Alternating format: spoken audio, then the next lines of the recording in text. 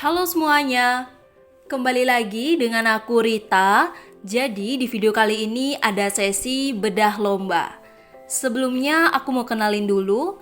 Jadi bedah lomba adalah sesi membahas perlombaan yang sedang diselenggarakan.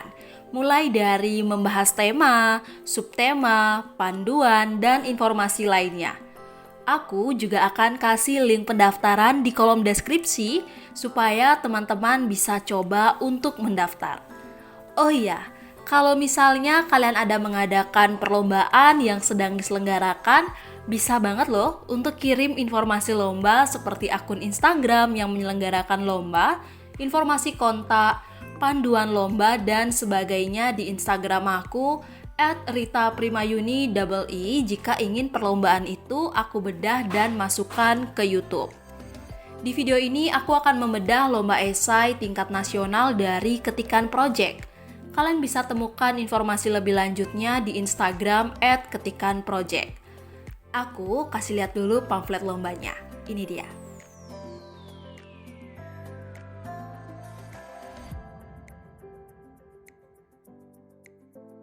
Oke, sekarang kita lanjut ke pembahasannya. Yang pertama, kita lihat ketentuan pesertanya dulu, yaitu warga negara Indonesia atau WNI yang berusia 15 sampai 25 tahun. Peserta hanya dapat mengumpulkan satu karya, peserta bersifat individu atau tim, yaitu satu ketua dan 2 anggota. Jadi, kalian bisa mengikuti lomba ini sendiri atau membentuk tim dengan ketentuan satu ketua dan 2 anggota. Kalau sudah masuk ke dalam kriteria peserta, kita lanjut ke dalam ketentuan penulisan. Ketentuannya yaitu menggunakan bahasa Indonesia yang baik dan benar. Jadi kalian bisa menggunakan bahasa yang formal atau berdasarkan KBBI.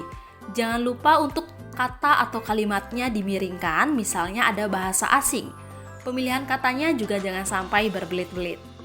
Kemudian ukuran kertasnya A4 spasi 1,5 times New Roman 12 margin normal.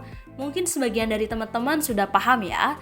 Aku saranin untuk penulisannya juga harus rapi dengan menggunakan rata kanan kiri. Ketentuan berikutnya esai berjumlah 2 halaman dan maksimal 10 halaman. Di luar daftar pustaka dan juga lampiran. Jadi ini hitungannya dimulai dari pendahuluan sampai penutup saja. Pada karya esai di bawah judul berisi nama lengkap penulis.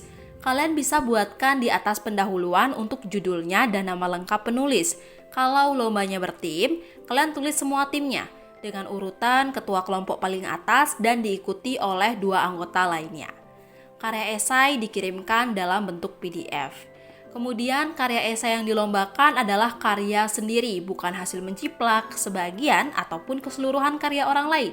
Jadi intinya karya kalian harus terjamin orisinalitasnya. Untuk format nama file esainya yaitu ketua _ judul karya esai. Berikutnya aku bahas tema dan subtemanya.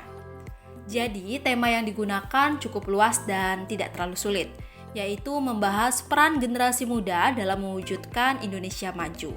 Jadi intinya gimana sih peran kita dalam menciptakan Indonesia menjadi negara yang maju dalam berbagai aspek. Pertanyaannya, aspek apa saja? Kita bisa lihat dari subtemanya, yaitu dari aspek kesehatan, dari aspek pendidikan, dari aspek teknologi, dari aspek ekonomi, dari aspek pertanian, atau dari aspek sosial budaya. Jadi kalian cukup mengambil salah satu subtemanya dan bahas secara spesifik. Nah, untuk video kali ini aku akan membahas pada subtema kesehatan dulu.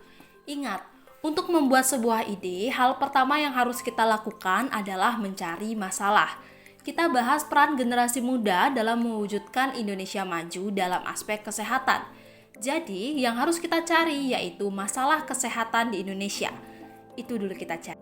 Rekomendasi masalah atau topik yang bisa kalian bahas. Yang pertama, fenomena gunung es terhadap HIV/AIDS. Yang kedua, masalah stunting juga bisa loh kalian bahas. Yang ketiga, menciptakan kesehatan ibu saat mengandung atau hamil. Yang keempat, rumah sadar bahaya rokok. Yang kelima, mencegah perokok aktif. Yang keenam, mencegah perokok pasif. Yang ketujuh, menciptakan lansia yang sehat. Yang kedelapan, mencegah penyakit degeneratif. Pertama, Aku bahas dulu fenomena gunung es terhadap HIV/AIDS. Jadi yang bisa kalian bahas di esai bahwa masalah HIV/AIDS masih terlihat bagian kecilnya saja. Misalnya masih ada orang yang tidak mau tes atau data yang ada tidak sesuai dengan kondisi di lapangan karena masih ada orang yang tidak tersentuh. Terus peran generasi muda atau solusi yang ditawarkan apa saja? Itu bisa kalian lihat dari berbagai aspek. Misalnya, karena adanya diskriminasi terhadap seseorang yang HIV/AIDS, sehingga mereka memilih untuk tidak memberikan informasi tentang kondisinya atau tidak ingin mencari tahu tentang kondisi dirinya. Jadi solusi yang kalian tawarkan yaitu mencegah adanya diskriminasi ini. Misalnya membuat program untuk meluruskan mitos terkait HIV/AIDS atau ide lainnya. Masalah yang kedua yaitu masalah stunting. Di esai kalian bisa menjelaskan tentang apa itu stunting, dampaknya kasus stunting di Indonesia. Untuk peran generasi muda atau solusinya bisa kalian ambil dari berbagai kelompok. Misalnya kalian jadikan remaja sebagai sasaran, kalian jadikan calon pengantin sebagai sasaran, atau kalian jadikan ibu hamil sebagai sasaran juga bisa. Jadi kalian bisa pilih salah satu. Untuk solusinya tergantung dari kreativitas kalian untuk menganalisis masalah. Saran dari aku mungkin bisa memberikan solusi yang menyentuh ke berbagai bidang. Misalnya kalian menjadikan calon pengantin sebagai targetnya, kalian bisa membuat inovasi bahwa calon pengantin siap dari segi ekonomi untuk membeli makanan yang bergizi untuk mencegah stunting. Jadi tidak hanya memberikan pemahaman edukasi dari aspek kesehatan saja, tapi kalian bisa bungkus upaya pencegahan stunting dari berbagai aspek. Yang ketiga, menciptakan kesehatan ibu saat mengandung atau hamil. Contohnya, kalian bisa memberikan solusi untuk mencegah terjadinya keguguran, mencegah terjadinya ibu yang anemia, mencegah terjadinya ibu yang kekurangan gizi, menciptakan ibu sehat dari segi mental saat hamil, dan masih banyak masalah kesehatan pada ibu hamil yang bisa kalian lakukan. Rekomendasi dari aku, mungkin kalian bisa memberikan solusi yang melibatkan orang terdekat ibu, misalnya melalui peran ayah. Yang keempat, yaitu menciptakan rumah sadar bahaya rokok. Jadi, rumah yang seharusnya menjadi tempat yang aman dan nyaman malah menjadi sebuah ancaman karena adanya asap rokok. Mungkin kalian bisa berikan tanda bahwa rumah ini adalah kawasan tanpa rokok. Yang kelima, yaitu mencegah perokok aktif. Kita memberikan suatu upaya agar tidak ada orang yang merokok. Mungkin kalian bisa jadikan remaja sebagai target sasarannya karena mereka memiliki rasa ingin tahu yang tinggi dan ingin terlihat keren. Yang keenam yaitu perokok pasif. Kita memberikan suatu upaya agar orang yang tidak merokok tidak terpapar asap rokok. Untuk solusinya mungkin bisa buat kadar sebaya anti rokok di sekolah. Yang ketujuh, menciptakan lansia sehat. Meskipun sudah lansia, kesehatannya juga harus diperhatikan, karena lansia yang sehat dapat meringankan kelompok usia produktif.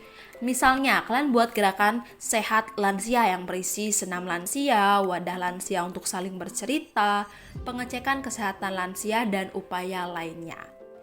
Yang kedelapan yaitu mencegah penyakit degeneratif, misalnya mencegah penyakit diabetes. Misalnya kalian buatkan menu sehat untuk mencegah penyakit diabetes untuk lansia karena menjadi kelompok rentan. Oke teman-teman, jadi segitu dulu video dari aku untuk bedah lomba yang mengambil aspek kesehatan. Semoga di video berikutnya aku bisa buatkan video dari aspek lainnya, misalnya pendidikan, ekonomi, hingga sosial budaya. Karena kebetulan lomba esai nasional dari ketikan project ini deadline-nya sampai September. Atau aku membuat video yang membahas secara spesifik setiap permasalahan tersebut, solusinya, dan penulisannya dari pendahuluan sampai penutup. Jangan lupa daftar dan semoga beruntung. Sampai jumpa di video berikutnya.